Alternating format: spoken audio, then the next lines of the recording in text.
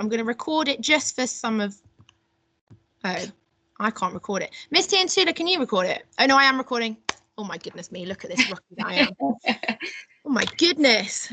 Right. So we are recording. If you don't want to feature, please just turn yourself off. But some parents are still working, so we want to make this as inclusive as possible. So we're going to go through it by looking at the literacy expectations for reception.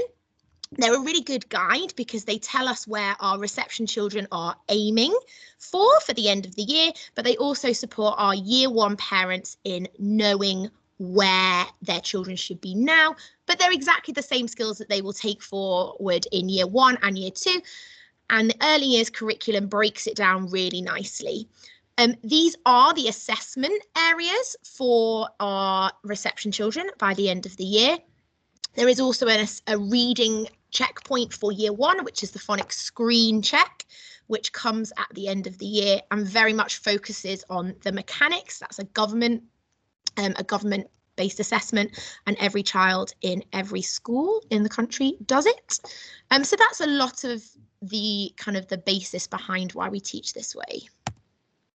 So if we start with comprehension, the reception curriculum says that by the end of reception, so at the start of year one, a child needs to be able to demonstrate understanding of what they have read and what has been read to them by retelling stories and narratives using their own words, as well as recently introduced vocabulary. So books are a rich source of new words for our children. They should also be able to anticipate, where appropriate, key events in the story. So if there's a big crescendo in the story mountain, what's going to happen next? And they don't have to get it right. They just have to be able to give us an option. And you'll be amazed at what children come up with.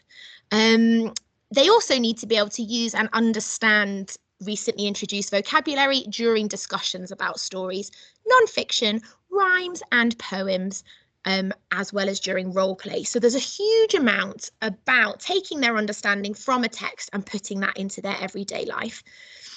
And you probably see your child do that on quite a regular basis. I often see them enacting our stories in the role play areas and different events and key events, and they really do take on the language that we give them. They're like little sponges, and it's quite amazing. They always really do amaze me with how much they take in. One of the ways that we encourage this is through really good quality texts. So that is the fundamental of what we do at school, but also at home. These are some of my favourites, and out of the last workshop, parents said it would be helpful for us to collate some book lists. So I'm currently doing that, and I will send them out in the next week or two. But some of the thinking behind some of these texts, some which you might know, some which you might not, are that they are rich in vocabulary. Some of them are quite nostalgic for me. The Tiger Who Came to Tea was a favourite of mine as a child, but it is a great story. The Cat in the Hat by Dr. Seuss. Dr. Seuss books are great for rhyming, for nonsense, and they're quite phonetical, and children love being silly. Oliver Jeffers, who is the author and illustrator of the Lost and Found books, I think they're beautiful books for parents to read. I love the pictures. It's partly because I did some illustrating before I became a teacher, but the pictures and the stories themselves are great at providing children opportunities to think about what's coming next. They have quite rich storylines. Same with We're Going on a Bear Hunt. That's a repetition story, so that enables children to join in with repeated phrases. I don't know how many of you are familiar with it, but the idea that the sound effects and We're Going on a Bear Hunt is repeated so much through the story, it becomes almost like a poem. And also rich non-fiction text. We want to expose our children to books that are about true events, facts, as well as fiction. National Geographic are really great for that. The little kids' first big books they do a whole range of things, as well as the Little People Big Dreams books are fantastic. I love them. I mean, the children will tell you that every storybook or every children's book is my favourite. I love children's books, but that's partly because they are so much fun and can be great for adults as well as children. And then also, if as an adult you want something to entertain you at bedtime, Tadpole's Promise is a great book, and I'm not going to spoil the end of it, but it's funny, and it also is a storybook that teaches children about a non-fiction event, so it takes them through the life cycle of a tadpole. So in thinking about the quality of the text, we can think about what we expose our children to. So as I've alluded to, quality talk helps reading and writing. So at home, some of the ways that you can support your child in doing this is to keep bedtime as story time, a really precious time in your day. I appreciate that bedtime can be tricky.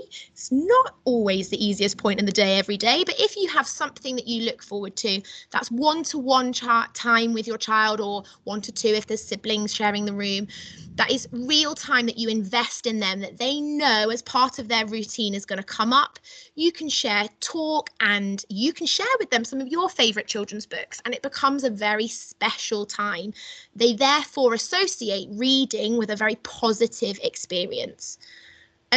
Modelling talk through the day. Teachers are excellent at this, particularly early years and year 1 teachers, but we talk out loud all the time. We narrate exactly what we're doing. Oh, I wonder, I'm going to go and do this, or I feel this. And exposing your child verbally to your thought process brings them in to making all of those connections that you as an adult take for granted, but they as a child might not realise. It also just automatically exposes them to much more language. It's also helpful if you encourage full sentences. At school, we have the expectation of a full sentence when we do this to a child. We expect them to answer in a full sentence. That can be tricky, but we do support them. So if they are, I might say, how do you think the bear in the story is feeling? And they'd say, sad. And if I do this, I'm not suggesting you do this at home, but if you say, oh, what about full sentence? I think the bear is feeling sad. If they are struggling to find the start of the sentence, I might say, I think that, and then they would know to repeat the whole thing. But just encouraging them to think about a full sentence really expands the expectations on their speaking. It's also helpful to, if you model back to your child corrected language. The English language is very complicated and has a lot of words and exceptions and rules. And you can apply one rule and then actually all of a sudden it changes. A great example of that is the past tense. I swam yesterday. Your child might say, I swammed yesterday. And rather than correct them with the negative, I would just say, oh, they might say, I swammed yesterday. You swam yesterday, did you? So you're modelling back the correct thing without undermining their effort. That's a really simple thing that you can get into the habit of, and they will pick that up very quickly. Another way of increasing quality talk and vocabulary is to sing lots of nursery rhymes. We sing all the time at school. We sing our routines, we sing our transitions, we have singing time, and I love nursery rhymes. They're also great, grown-ups, for helping you regulate when your child is frustrating you. Because if you need to take a breath, singing a song with them is a great 30 seconds to just kind of take a breather and reset and be able to work out a slightly easier way forward, perhaps, through a problem. But they also expose your child to a rich range of vocabulary. We love to sing Mary Had a Little Lamb in Swallow class, and in there's the word patiently, lingered, and exposing them to those songs means that they hear those words. And I like to unpick that nursery rhyme. We think about the story. I don't know if any of you, I'm going off on a tangent because I'm tired, but I don't know if any of you have ever seen Sister Act. I think it's Sister Act 2, where she gets one of the teenagers she's teaching to sing Mary Had a Little Lamb. And she kind of breaks down that story with them, even as a teenager. You know, it doesn't matter if Mary had a little lamb. You know, they break it down. What is Mary feeling? What is the lamb feeling? Providing context to those songs can really help your children think about what the words mean. Now I've got a challenge for you, if you're up for it, parents and carers. Whilst I'm going to give you 60 seconds and I want you to write down as many nursery rhymes as you can think of. They might be ones that you've sung at home. They might be ones that you've had on repeat on YouTube. They might be ones that you sang when you were little. So I'm going to give you 60 seconds, see how many you can write down, and then see if you can beat the EYFS teachers, because we did it as well.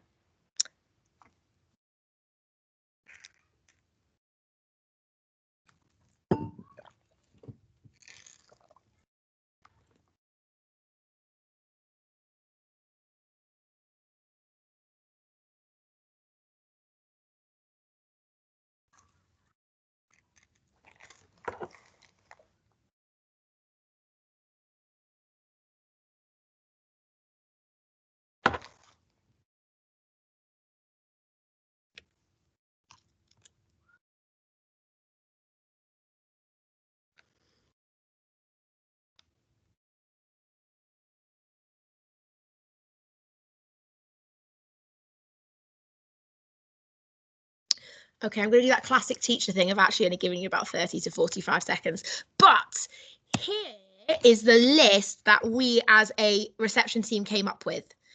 And these are all songs that at some point we might sing with your child across the year. A lot of them are songs that I sung when I was a little girl. I have a great book called The Collins Book of Nursery Rhymes, which I just love the illustrations of. It's full of great nursery rhymes. I will share these slides, so don't worry. Don't expect you to have to write them all down now. But I wonder how many of those you got at home. Some of them that we've been working on at the moment, we've been singing I'm a Little Teapot, Mary Had a Little Lamb, Polly Put the Kettle On. The children love that one because we changed their names in that. So suddenly all the children in reception are putting the kettle on and taking it off again. But all of these songs have a wide range of vocabulary and are actually really fun to sing with your children. They love to sing them. A word of advice: it's better if you as the grown-up sing with them rather than they hear them off YouTube. Some of you might be a little cautious of your singing voices, but I'm sure they're lovely. And it actually teaches your child about showing courage and having a go and just doing it. And if it becomes a natural thing of what you're doing at home, they're not thinking about the notes that you're singing, but it actually means that they can hear the inference in the tone and they will respond to the rhymes and the way that your voice goes up and the way that your voice goes down as you're singing. So it is better if you can sing them in person. Final thing that was on my previous slide is just to say that reading should be fun. Books are exciting. If you think about books that have meant a lot to you, they're not books that you sat often and laboured over. They're not books that were relatively dry. They were exciting. They might be attached to an experience. And that's what we want our children to come away with from an early age, believing is that books are exciting. They can take us on adventures. They can teach us new things. And if you model that to your child, they will pick up on it. Building vocabulary. Lots of children know the word big, small, sad, happy, but actually, are there other words that we can begin to teach them? Vast, enormous, can small be minuscule? A great example of that is the other day in our classroom, we were doing calendar maths. That's where we think about the day. We sang about the weather and a little girl said that it was windy. And I said to her, is it a strong wind or a little wind? And she said, it's a little wind. And so we learnt the word breezy. Next week, we now are using the word breezy. And just by correcting her and teaching her a new word, we can differentiate. That was not difficult. It was a fun experience. They liked learning that word and all I did was expose them to it. Another one that they love is noise. So I often talk about how there's a hullabaloo going on in the classroom or a ruckus. And they're fun words. They're exciting. You shouldn't have to worry about exposing your child to big words. Often as grown-ups, we talk about big words. There's two things to think about with that. That creates fear over words that are long, and actually they're, to your child, they're just a new word. Tiny, which is quite a short word, is a new word in the same way that commotion is a new word. To them, they're no different, they're new. The other thing to say is that actually small words can also be powerful. There are times where big is the right word, and we don't want to stop children from using short words because they want to show off with a big word. So we talk about new words rather than, oh, that's a big word. We talk about, oh, that's an interesting word, or, oh, that's a different word. But it might be a fun thing to play with your child as you're walking down the street. How, you think of a word, how many other ways can we think of to say that word? So we've covered comprehension, if quite rapidly, but we've thought about comprehension. Now we're going to think about word reading. So comprehension is more about understanding a text and the love of reading, whereas there are two sides to the skill of reading and writing. There's the idea of actually being able to have the content and the ideas. Then there's the skill of actually being able to construct it and do it itself. And that's what we're going to focus on now. So by the end of reception, children should be able to say a sound for each letter in the alphabet and at least 10 digraphs. A digraph are two letters that make one sound. Sh. If you think about the double S. So it's when two letters sit next to each other, and we'll look at this in a little bit more detail a little bit later, but they sit next to each other but make the same chunk of sound. They need to be able to read words consistent with their phonics knowledge by blending sounds together, and they need to be able to read aloud simple sentences and books that match their phonics level, including some common exception words. So I said earlier that English language is very complex. Some of it is phonetical, but then we like to throw in complicated words that don't match any of the rules at all, such as the, of, he, and all of those are what we refer to as common exception words. So 15 seconds, what is this word? Have a little think, read it to yourself, and then I will let you know you're going to crack the code. I wonder if you can work out how you would read this word.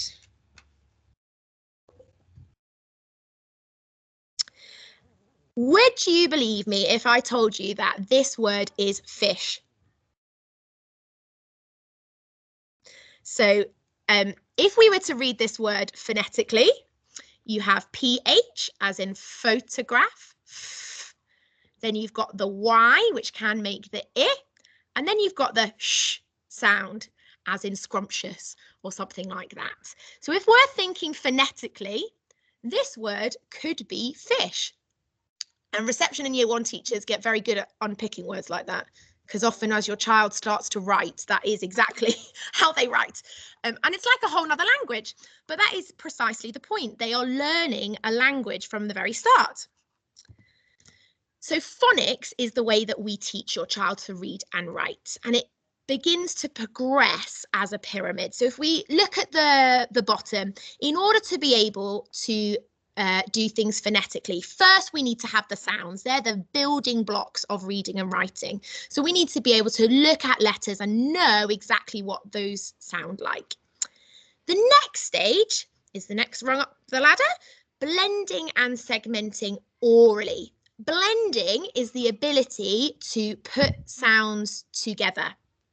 K, at, and then you would say cat. It's taking those separate chunks and putting them together, whereas segmenting them is breaking them apart. So the ability to say cat is k, at. Blending is reading, segmenting is writing. After we're able to do that orally, just as I've shown, we then move to reading. So actually at the start of reception, we're spending a huge amount of time just focusing on the sounds and focusing on the oral blending. It's not until kind of further on, around about this point, that we begin to think about the skills of reading, and that's then what they start to really master in year one. So reading is about having fluency in that decoding of sounds and understanding the ideas of others. So not just being able to look at the sounds and put them together, but work out what they're saying when they're then put together in a sentence. It's after we've done that we think about writing. Now, we do that a little bit earlier because obviously we start spelling and simple sentences, but it's not until the children have a really secure knowledge of phonics that they can really start to add in their own flair and ideas, capital letters, full stops, and we begin to think of the more difficult construction blocks of writing.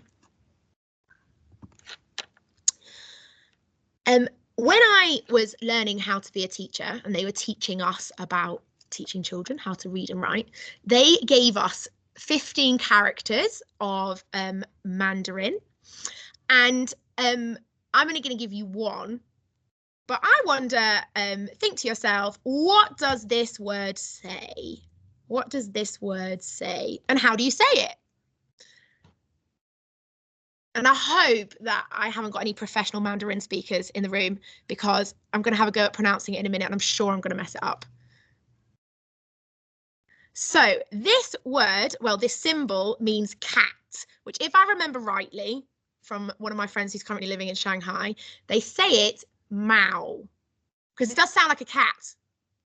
Please don't correct me if I've got it wrong. But this word, this symbol means cat. This also means cat.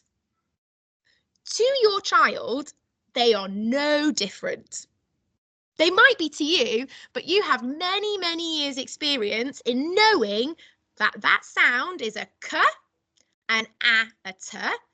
You know how to put them together. You might have read that word so often that actually your brain doesn't do any of those skills anymore. It just looks at that and knows it's cat. But to your child, when they first start reading and writing, it might as well be that symbol in Mandarin. It's the same set of skills, and I have to say I would have no idea how to, if somebody showed me that in a minute and then said go ahead and write it, I would have no clue. So actually that's a little bit about how your child feels when they're trying to write these sounds and they're trying to spell words.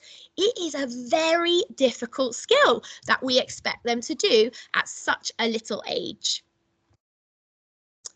So why do we use Read, Write, Ink phonics? So Read, Write, Ink is the program of phonics that we use at Arc Byron. It's used by all Arc schools, and we use that because it's a complete literacy program. It's very systematic, it's very structured. The routines are all the same right from reception to year 2, which means the focus is really on the learning, not on the how we're going to learn. It very much meets the demands of the national curriculum, and it gives them a real chance of success in the national test, those phonics screening check that I alluded to at the end of year 1. It also enables your child to move quickly, and that pyramid that we looked at, it works through phonics in exactly the same way. It doesn't matter who their teacher is and what year group, it's pitched at exactly the right level for your child. It also allows us to do one-to-one tutoring, which means that no child is left behind. We don't allow them, or we don't want them to reach a stage where actually reading and writing becomes really scary because they haven't had the right level of exposure, because they're finding it a little bit more tricky. There is a real comprehensive one-to-one tutoring that goes on alongside the programme. It also has a focus on writing as well. So we have writing and reading in the programme. It's used by lots of schools around the country, and we are all trained in it at Byron. So phonics, when I first joined a primary school, I was like, what is this? It's quite it might seem a little bit of an alien way of learning to read. Lots of you might go, I didn't learn to read like that, I just learned to read.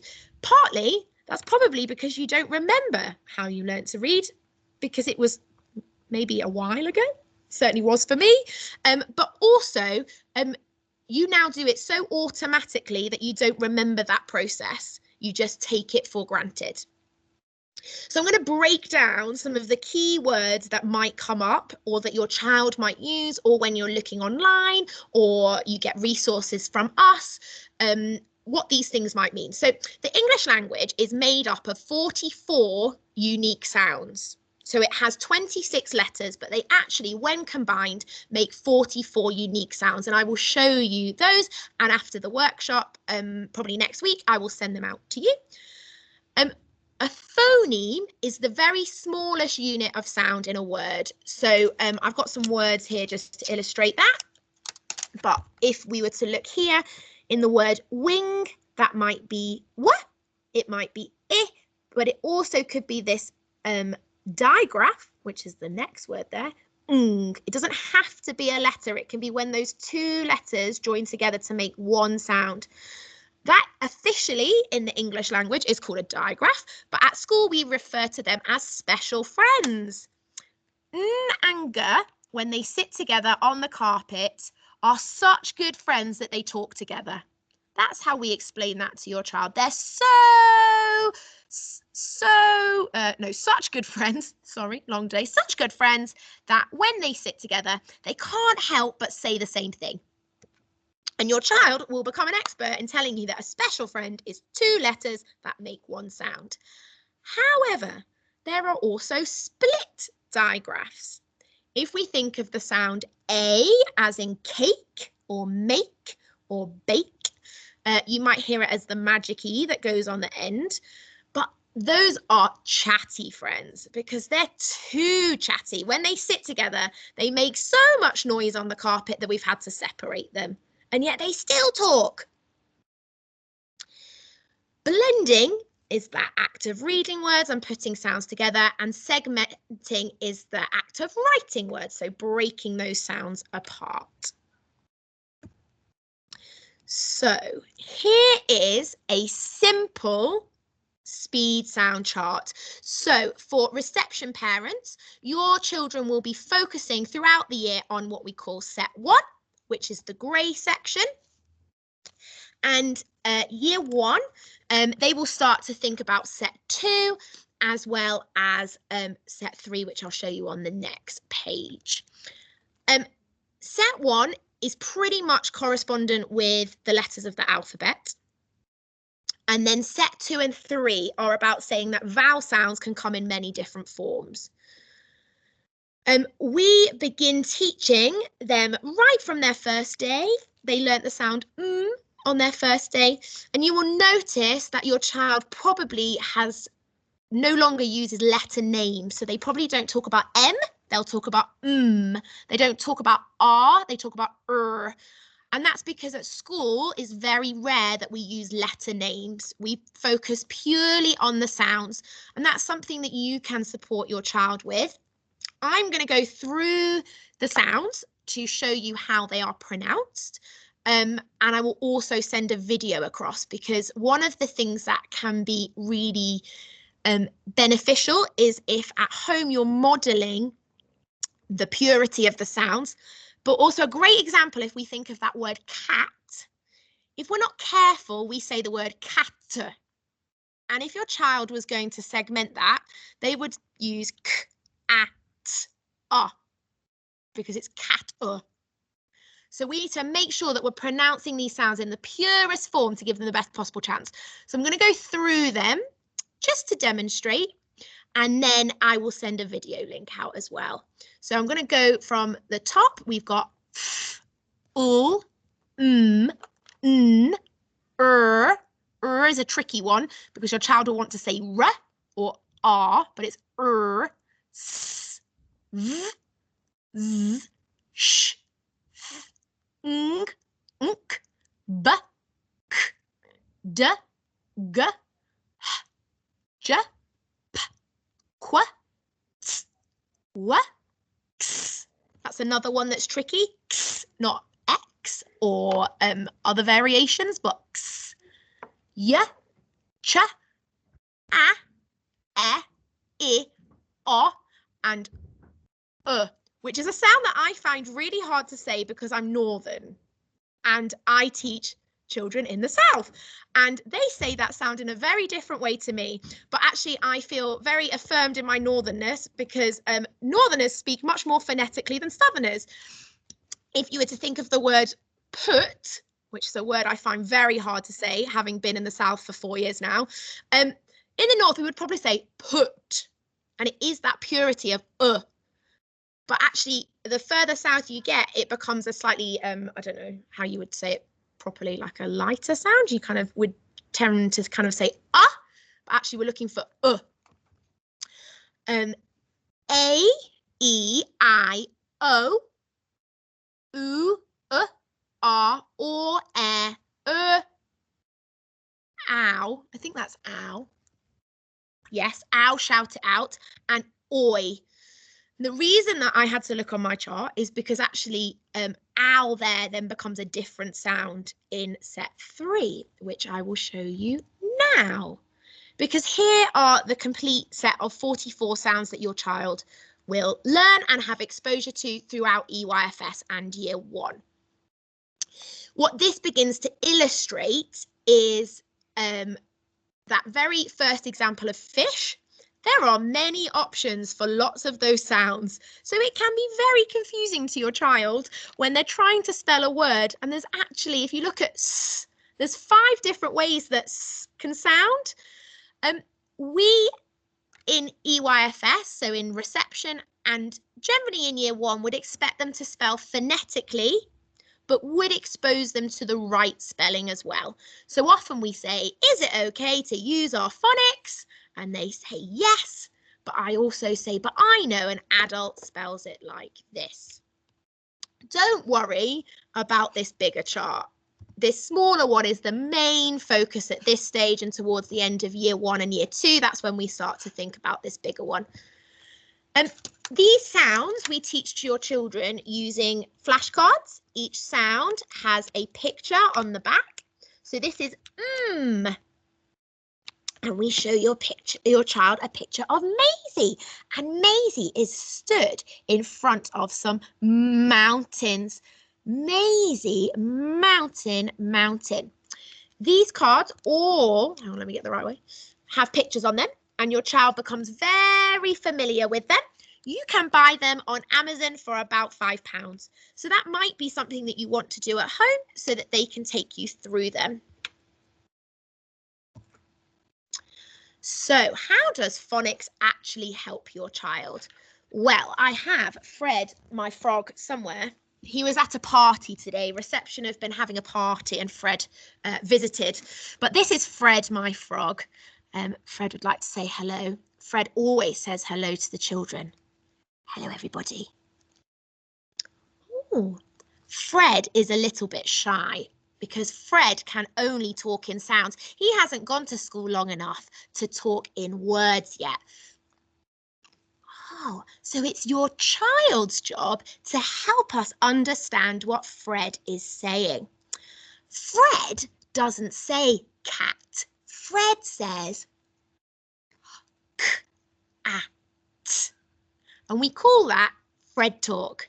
So Fred talk is when Fred gives us a word and we have to work out what it has to say. So, ooh, p-o-p. P-o-p, pop.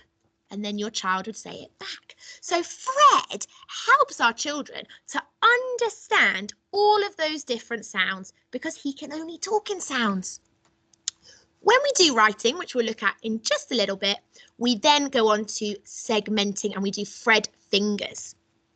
So supporting Fred talk at home, that's what we talk about when we say blending. You can play lots of games. Fred gets very hungry and he has a fridge that he likes to go to. And in Fred's fridge, there are lots of different items of food. And we can tell our child what they are in sounds. Fred today was eating a b-a-g, and your child would have to say it back. If you're in reception, that is exactly what the phonics homework and the blending is aiming you to do with your child. Fred also likes to play I Spy, and it's something that you can do on the way home from school. I spy a b-i-n. Fred says is a variation on Simon says. So Fred says up, and your child would have to do it.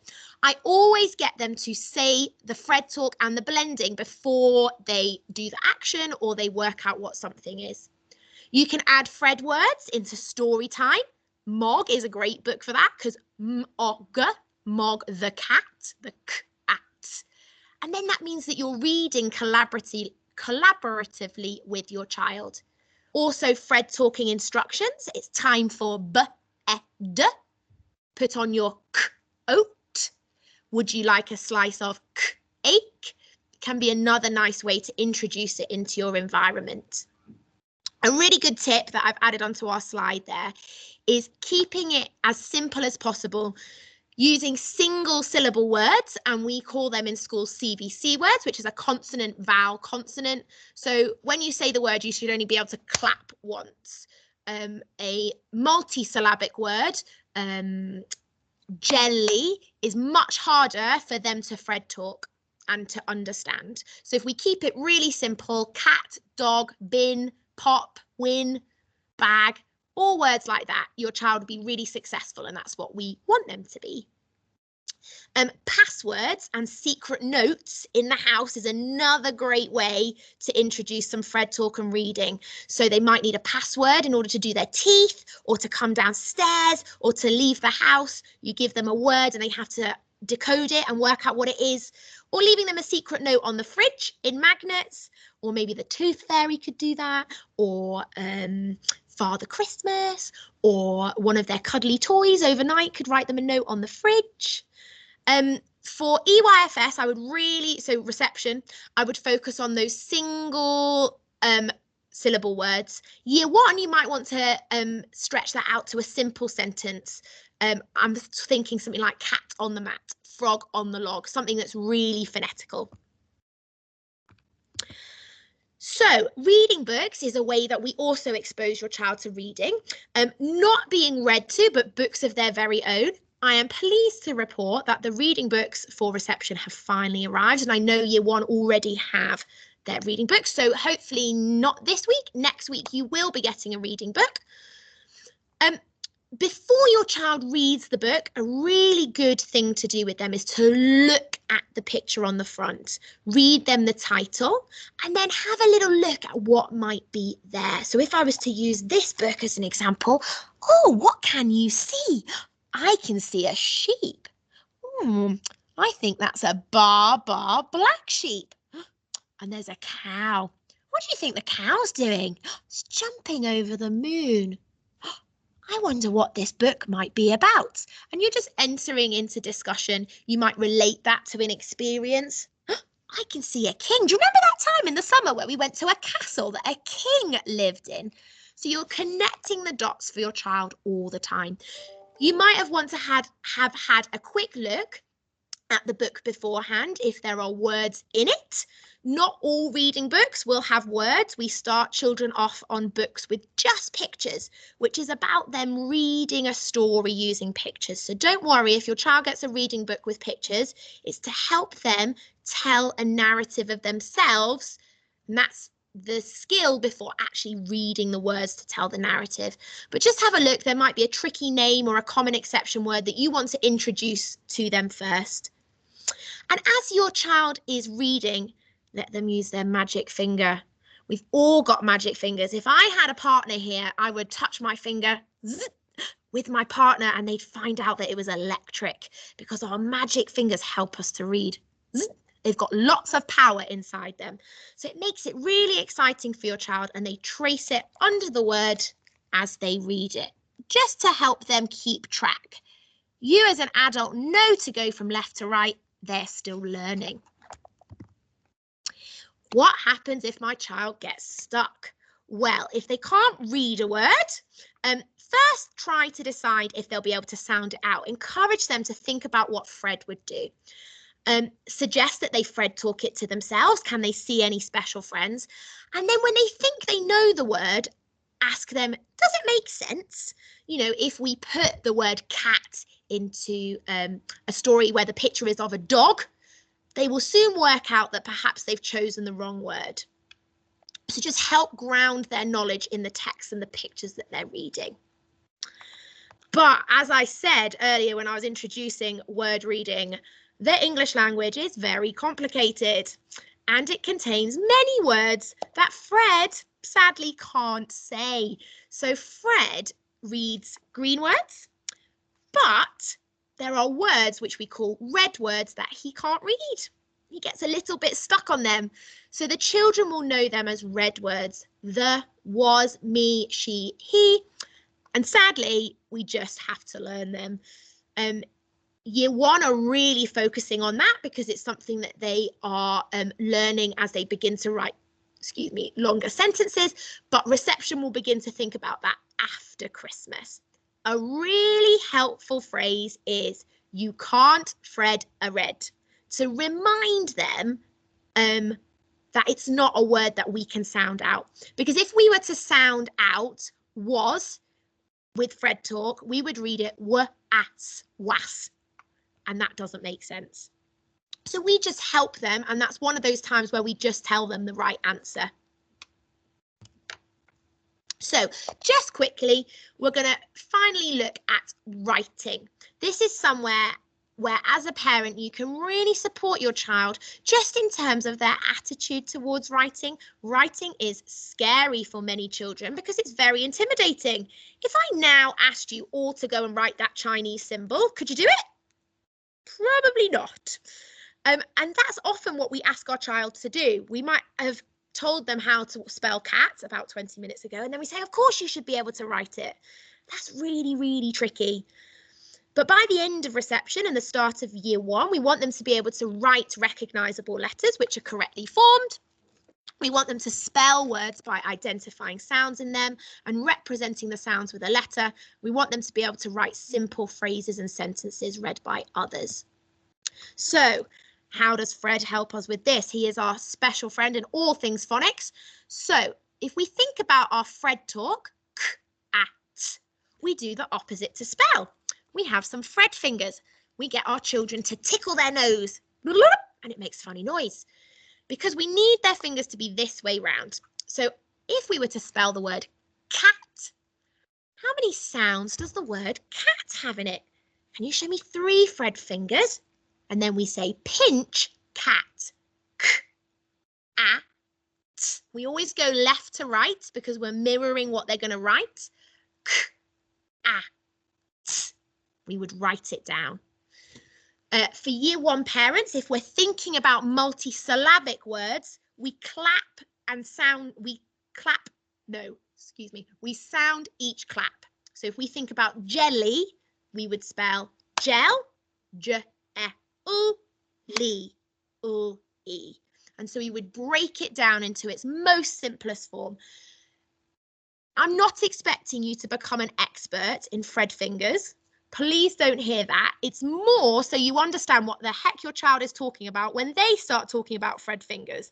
Because as they get into this routine every day, they will do spellings every day using Fred fingers. And some of reception have started to do that already, but we really start to pick that up over the next few weeks. Ways you can support your child generally with writing at home. Mistakes help us to learn. It is absolutely fine to get it wrong, and that is a good stock phrase to use with your child. Mistakes help us to learn. Be really nonchalant about it. It does not matter if they get it wrong. We just try again. Lots of name writing practice can be helpful, and particularly with the correct case, so with a capital letter at the start and the rest as lowercase. Using sounds with them, not letter names. Exposing them still to the uppercase and the lowercase forms. Just when you're reading books, you might have those on fridge magnets. Give them little reminders. I'm thinking particularly for our year 1 parents, but this will become much more appropriate for reception parents as we move into spring and summer. How do you hold your pencil? Where do you start? Have you got your finger spaces? So you're not giving them the answer. You're just giving them their brain a little bit of a rest from all of those things that they have to remember. Praise. What's a finger space? Oh, a finger space is how a child knows. Let me see if I can write one. I'm very visual, me. You can tell I teach small people. So When we start to write, children like to put all of their letters together because we're sounding it out all together. So a finger space is how we work out the size of the gap between words to break them down. So we start talking about finger spaces when they write more than one word. So the cat doesn't become the cat. It becomes the finger space cat. Because we take for granted that that's what you have to do to write a sentence, but they don't know that unless we teach them. And it's a really simple reminder. Have you got your finger spaces? And they'll put it in, hopefully. But it takes a long time to master because it's a very tricky skill. You have to judge how far that gap is. If you're left-handed like me, you end up doing a merry dance of getting your finger and your pencil the right way round. Lollipop sticks can be quite helpful as a reminder for that. We praise effort, but we correct them. So we want to show them the right way of doing it, but we don't want to undermine the absolute effort that they have put into this because it's so hard. So I love that you have started your writing and you're writing your name, but I know as a grown-up we start left to right. This is a really lovely but I know as a grown-up we write it on the line. Can we try that again? So we're correcting them, but we're not making them feel silly for having a go. The temptation as a parent is to write it out and for them to copy it, but that doesn't help them with their phonics. So we actually want them to go through that process of trying to spell fish like that funky way. That's absolutely correct. They've done it the right way. They haven't done it wrong. They've just not done it as an adult knows how to do it. So if they wrote fish like that, I would say, well done for writing and using your sounds. But I know as a grown-up, it's these ones. So copying it out has its place for things like red words, but it doesn't necessarily help them if they're just learning by rote because they're not having to do the brain process of the thinking of their sounds. Super practical things just before we finish, because actually we've had a lot of information and these are 6 things that will make your life easier at home. Building up finger strength, colouring, dot to dot, pegging the washing out, folding up the socks, playing with Lego, Play-Doh, making pizza, threading, all really good activities to build up the muscle strength. Because if I asked you to run a marathon now and you hadn't been to the gym, it probably hurt. And that is exactly the same for your children. They haven't had the many years that we have had to build up our finger strength. So we need lots of practice to do that. And that's a really great thing to do whilst you're trying to entertain them and they're annoying you whilst they're cooking the tea. Give them some jobs to do and help them build that finger strength. Letter formation. It can be painful making your child to sit down and use a pencil. I once had a foster child and we ended up having to feed her a little bit of ham. Gosh, that sounds awful, but it was ham because I was cooking a chicken and ham pie and we were trying to do spellings. But every time she got a letter right, because it was painful, and I don't want home learning to be painful at all for you and for your child. So if you want to, do it in beans, do it in shaving foam, do it in the mud in the park with a stick, do it on the beach. With a stick in the sand, do it with bath crayons. It does not have to be really hard. It can be super fun as long as you're okay with that in your house, because it's your house, not mine. And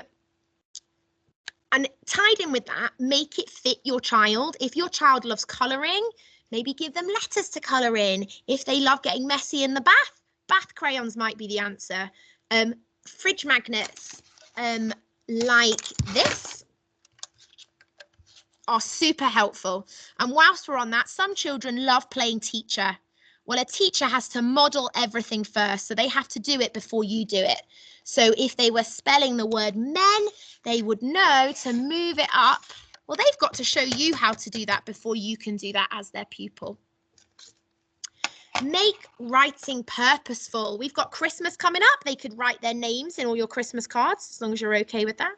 They could write shopping lists, even with first sounds, off for orange, all for lemonade. If they see that, even if it's Mr. Morrison who comes to the door or Mr. Ricardo, because going out is a little tricky these days, but if they see the shopping come in that they've written you a list for, they'll know that writing has a reason behind it.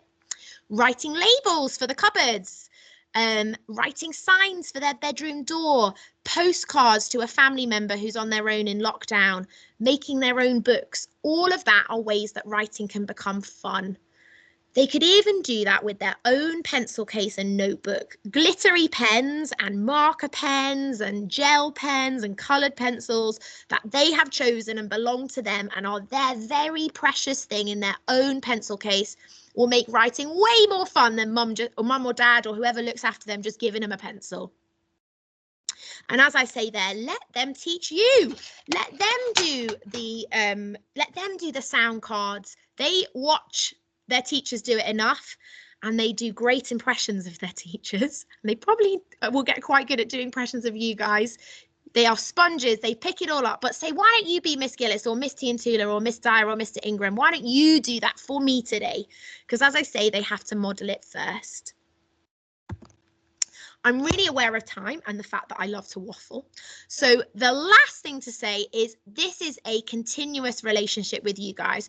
Phonics and reading and writing is a lot for parents to get their heads around. So please keep talking to us. If there are things you want to know, drop us an email. It's much harder to catch us at the gate, but you can always say, oh, I'm going to drop you an email about this, or can I give you a phone call about this? We want to help you. I will send the slides out, and also I'll hang around for a little bit in case any of you have got some questions. But you can take a deep breath and relax now. That is a whistle-stop tour of your child's beginning in reading and writing. Please feel free to leave. I'm not keeping you here any longer. Thank you so much. You're welcome. Thanks, Miss Gillies. Thank you very much. That was amazing. Thank you. You're welcome. Thank you. Thank you very much. Thank you. Have a lovely evening. Bye.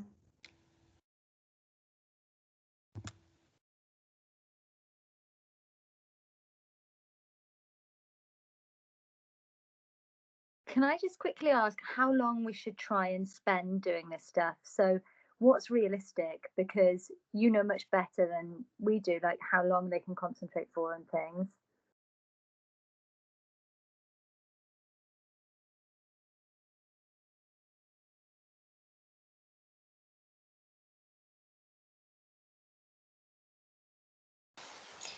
Miss Gillies, can you hear?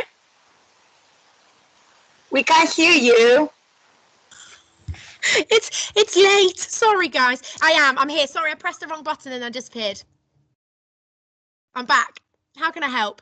How long is realistic to try and do this kind of stuff with them? Like, should we be trying to do a few minutes a day, or, you know, like kind of work with them? So those ideas around Lego and Play-Doh and things like that might take longer, but shorter is much better. Okay. So little like, and often. 5 minutes of the... Yeah. Okay. And actually, if all they want to do is focus on one aspect of that, for some children, writing is their favourite thing. For some children, it's story time. At this stage, particularly in reception, just kind of work with them and see what they want to do. And just making it fun and not painful is the most important thing. So if something is really uncomfortable for them or they don't like doing it, let us have that battle rather than you. Okay, thank you. No, you're welcome. Thanks ever so much. Have a lovely evening. No problem. You too.